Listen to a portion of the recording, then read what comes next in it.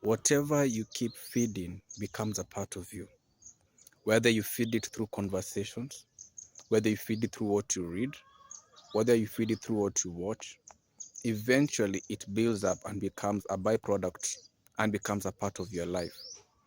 And in your quiet and silent moments, those things you watched or listened to and fed your thoughts, reenact in your thoughts, and eventually, if you're not careful, you will project your actions literally towards it. If you look at how people have become stereotypical or biased on communities or races, it was through what they watched, what they listened to, and things they read. When you look at all these powerful empires, the one thing they always made sure was to distort history. So whoever is able to distort the history is able to create a narrative that suits them as a hero, when all along they are the monsters behind every story. So every time we come, look at even politicians. They feed on hatred. They feed on all the unhealed wounds so that they can be able to profit from that. Then, once they do that, they get back in power, wait for their term again, and continue on. They make sure that whatever policies they enact will suppress the people, so then they can have something to blame someone with. There'll always be a blame game. But once you've gotten the understanding or filtering your thoughts, being able to look through the lens, being able to have a different lens and asking yourself the actual question, being able to separate what is a fact and what is an opinion. Because sadly, many times, many people are driven by opinions, but there are no facts to base it. You have no concrete evidence to support what you're saying. Most of the time, people have the opinions where they're relying on what someone said, what they had, but telling them, can you base it on actual evidence? Many people don't. And that's why it's very important to filter what our thoughts, because once you're able to filter your thoughts, you're able to see life from a whole different lens. You're able to understand why people do what they do, why different cultures and languages behave in a particular part of way, why they believe, or whatever religion or whatever way of lifestyle. Then you can be able to appreciate that each one of us as mankind are all unique. We don't need to get into this battlefield and destroy one another. But again, that is a choice that an individual has to make.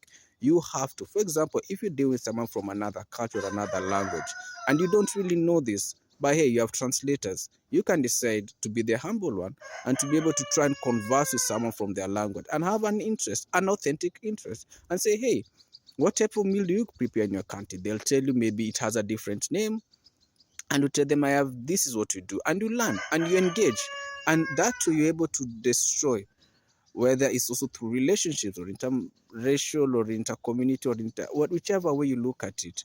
Then you're able to break down the stereotypes, because at the end of the day, let's all be honest, if there's so many superhuman or super nations, would they not be living in their own planet? Why would they need to be in planet Earth? They can literally go to Neptune, they can go to Pluto, they can go to Saturn, they can go to all the other planets in the world. But well, we're stuck in one Earth. Why destroy it at the end of the day when all of us have blood in us? We can have different eyes, blue eyes, yellow eyes, whatever kind of eyes, different ears, different features of our skin. But at the end of the day, blood still remains to be red. No matter the seasonal area, whether you're in a tropic area, whether in a cold area, you get sick. You have an artery, you have a vein, you have all the five senses. So at the end of the day, are we that different from one another? I don't really think so. Yes, we might be different in how we approach life. We are different with how we approach culture. We are different with what we call conservative, what we call radical. We're different in how we make different steps in our life.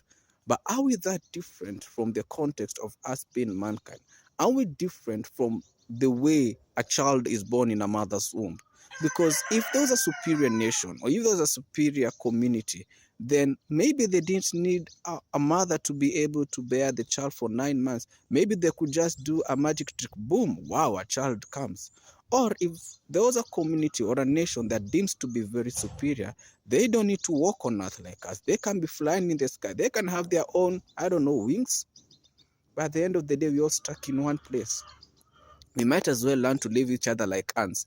If you watch this type of this, we have the no, I don't know. There's so many types of ants. You have I don't know how to call them. You have the red ants. You have the ones that bite you. And then you have these ones. Okay, in Swahili we call them tigiriri. They are the black, a very very small one. Sometimes when you watch how these ants behave, it's quite interesting. When ants are around, you have the ones that build up. I think it's the mole or something, the sand. They build up, and then the small ones, watch them as they are moving around each other. You have the red ants, the ones that bite you, moving on one direction. You have different types moving, and they all respect each other depending, and they all have to live within each other, and they literally pass in one another, and they're all building opposite camp to each other. We have so much hatred among each other that we really look sometimes like a joke. If you look at animals sometimes, you'll be surprised if you take animals when they are very young or even when they are old, and over time they've been, let's say if they're old, they've been alone, and then you put them together, you'll be surprised with how much they'll embrace each other. If they are young and you bring them to grow together, you'll be surprised. The thing is, we all have something special and unique. We may be different in our approaches, we may be different in our beliefs, but one fact remains: we are all mankind. The hatred is so built up by governments, by media. But let's be honest, are we really that bad towards each other? Does it really have to get to that point whereby you cannot stand one person, you cannot stand one person speaking, you cannot stand one person expressing themselves? Then you have to go to the concept of who points the finger. Because whoever points the finger, remember, you point the finger with one arm, but look how many look back? 3. That still remains. So the 3 pointing back is your realization of maybe you need to be checked. And let's look at a fowler and a snare kind of scenario. The fowler prepares the snares to which he or she will be able to set a trap for the birds. The snare, whichever it may be, whether it is web-like, whichever way, will put maybe food or anything. The birds will come and perch on that snare, or will go towards the snare, not knowing it's a snare. All this time the fowler is watching. He or she is watching. They are watching to see if the birds get caught. Boom, the birds get caught. Then the fowler will decide, hey, am I consuming it? Am I selling this bird? And that's how it is. Let's look at a lion. A lion will watch and look at the weakest of them all and attack. Now, this brings us to even what we normally keep hearing this comment a lot. Oh, social media is bad. Oh, people are bad. Oh, yada, yada, yada. Then this is how you have to look at it from a different lens. Are we honest with what we watch and what we listen to? If you say a particular area or a community or a race is violent, what type of content that is released from them equals to the same, are their fact or their opinion? If you're always releasing, for example, content that is violent, content that is sexually depraved, or brings the nudity and the sexual imagery that should not be, that is family unfriendly, are we then surprised if that community or race is then caught up with things like abortion? Are we then surprised when violence kicks up? No, we shouldn't be surprised, because you are what you feed.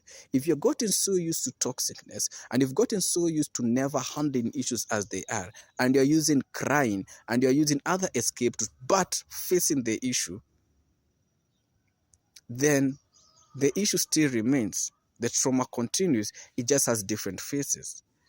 The thing is, even you look at nations who claim to be superior and powerful, let's be honest, is it not because someone has one superior weapon than the other, or is more military stronger than the other? If it was a fair fight, and the same who claim to be more powerful than the other were to go in a fair fight, would they really win?